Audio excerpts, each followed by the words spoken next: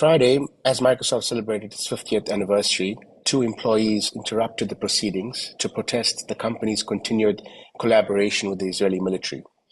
Earlier this year, the Associated Press found that Israel had been using AI models from Microsoft as part of a military program to select targets in Gaza and Lebanon. The people who took part in the protest on Friday join us for a short conversation about what happened at the event and why she decided to participate in an act of protest. Thank you so much for speaking with Middle East Eye. So my name is Ibtihal Aboussad. I am Moroccan. I have been an employee at Microsoft for 3.5 years now, or yeah, I should say former employee because as of today, Vaniya and I got fired for protesting Microsoft's involvement in the genocide in Gaza. My name is Vaniya Agrawal. I've been at Microsoft for a year and a half. I joined as a software engineer. I'm also an organizer with the campaign No Azure for Apartheid that demands that Microsoft live up to its own purported ethical values by ending its direct and indirect complicity in Israeli apartheid and genocide. There's been recent reporting showing the Israeli military's reliance on Microsoft Azure cloud technology and AI services. Like a $133 million contract to provide cloud and AI services to the military directly has surged during its genocide of Palestinians in Gaza. So according to usage data from March 2024, Israeli military's usage of Microsoft and OpenAI artificial intelligence spiked nearly 200 times higher than pre-October 2023. Between the 6 months before October 7th and then the 4 months after, the usage of Microsoft services from the Israeli military increased by over 60%. Cloud and AI are really the bombs and bullets of the 21st century. This is not something that Microsoft really discloses very publicly or brags about. This has really been unveiled through discussions with the Israeli military that these outlets have had, or like leaked contracts. It's really not something that most employees knew about. As this information has started to come to light and articles have been published, Microsoft employees have started to voice their concerns, and the workers are agitated. It's been a process of trying all their like quote unquote preferred methods of approaching the issue, like concern posts on like our internal forum that are directed to like leadership. We've tried submitted questions during the Ask Me Anything calls, direct meetings with the direct reports of the CEO. None of them led to anything. Like in the best case scenario, we just get like I hear you type of messaging and nothing changes. In the worst case scenario, we're fully just ignored or dismissed. They are suppressed, they are silenced, they are intimidated, and often workers are also retaliated against. We had 2 workers back in October of 2024 who were fired for speaking up against the company's role in Israel's apartheid and genocide and organizing a vigil on campus. It went from a process of, okay, let's try all these methods that Microsoft like promotes to bring up human rights concerns.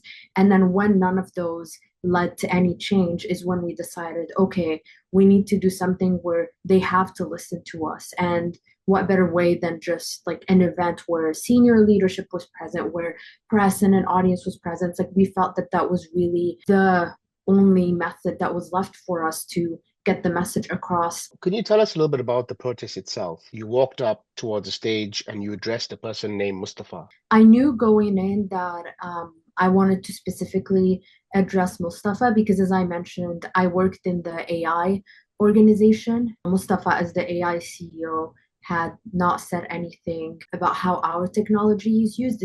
I specifically had in mind that I would address him because it's my code that he's allowing to be used for crimes. AI is used for targeting and for surveillance. And I just wanted to hold him accountable and just say, we know, like it has been exposed that this is what you're using my and other employees work for. Like, what do you have to say to that? It's a stunning image, right? To see an Arab woman coming forward, speaking to someone with the name Mustafa, begging them to stop participating in the genocide of other Arabs, of Palestinians, of Muslims. I'm Moroccan. Mustafa is half Syrian. We're both familiar with the Palestinian cause and what's been going on and all the human rights violations. So that's what made me even more adamant on, catching a flight and like going to an event to talk to him is like, listen, you are also from, our region. So how is it that you allow our work to be used to destroy it? No matter the AI CEO's ethnicity, it's something that they should be held accountable for. But the thing that's been going viral is, yeah, this connection with Mustafa, that we're both from the region. And yet, as you mentioned, like representation doesn't necessarily mean that it's going to be representation in prioritizing human lives over profit. Like that just did not happen. Later in the event, I was able to disrupt when they brought all three Microsoft CEOs on stage, which included Satya, Bill Gates, and Steve Ballmer. My protest was rooted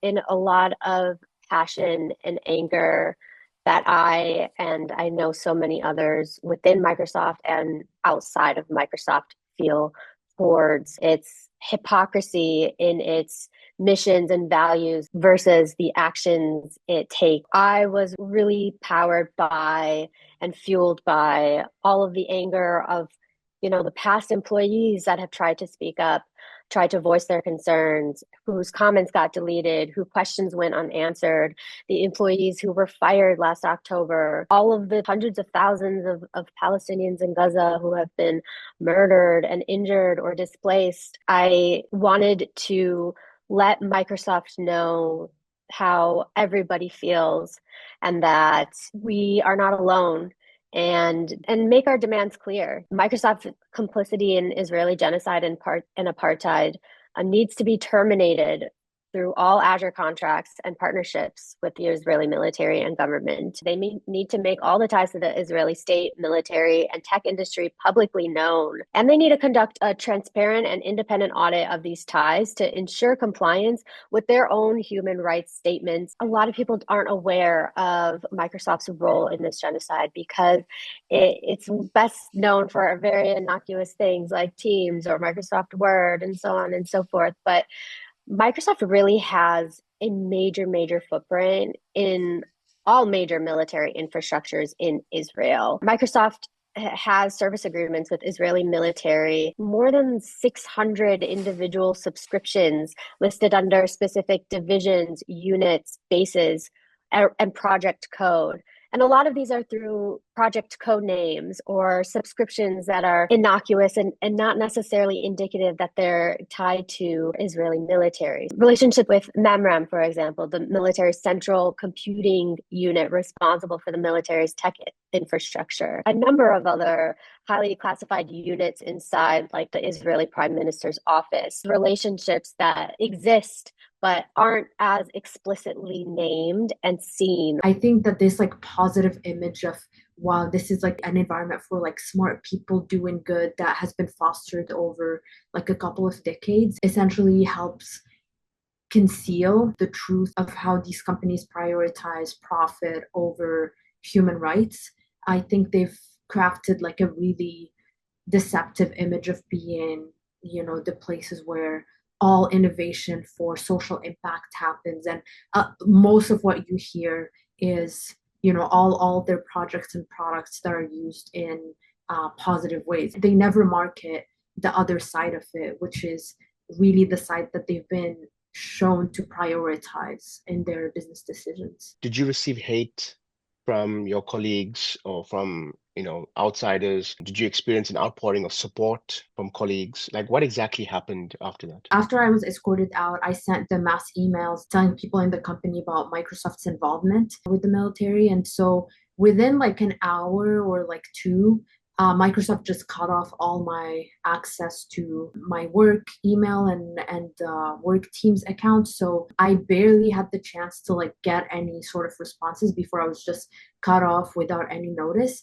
But during the time that I did have that access briefly, it was really a mix. I had some people just say like, thank you so much. I did not know this.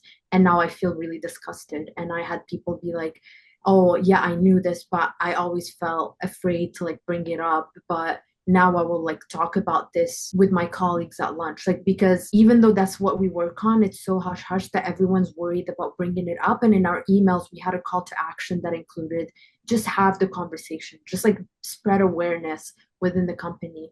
And so there was a lot of that messaging of people feeling inspired to now say the word and discuss what Microsoft is involved in. Obviously, I also had emails like, hey, we're going to call ICE on you, like you should get kicked out or you deserve to get fired from this company. But I would say, despite the hate messaging, I would say it was overwhelmingly people just expressing gratitude either for the new information or for the inspiration to talk about it. You took action, and now there's been a major consequence for you. So, what's your takeaway from this, and for others who are also in this sort of situation? I do not regret speaking up at the event. I think as employees who are directly building products within Microsoft and helping the company thrive, I really don't think we have the option to just look away or pretend that we're not concerned by the human rights violations that are being caused by our work. The feeling for me of waking up at 9 a.m. to do my job and just in the back of my mind wondering if, oh, is the product that I'm working on today being provided to the Israeli military? That is just something that I could not silently live with. I had to, at the very least, say something and spread awareness. And going into the event, in my head, it was if even 10 new people learn about Microsoft's complicity and Microsoft completely retaliates against me, it will have been worth it. As time went on, I just found it more and more difficult to continue giving my time, my energy, and my care to a company that was just so clearly on the wrong side of history. My labor is tacit support for what this company is doing, and any work put towards this company is only fueling this system. So I decided that I wanted to leave my job at Microsoft. I wanted to do what I could in my last few days, blast this message and expose Microsoft for who they are and expose the CEOs for what they're doing.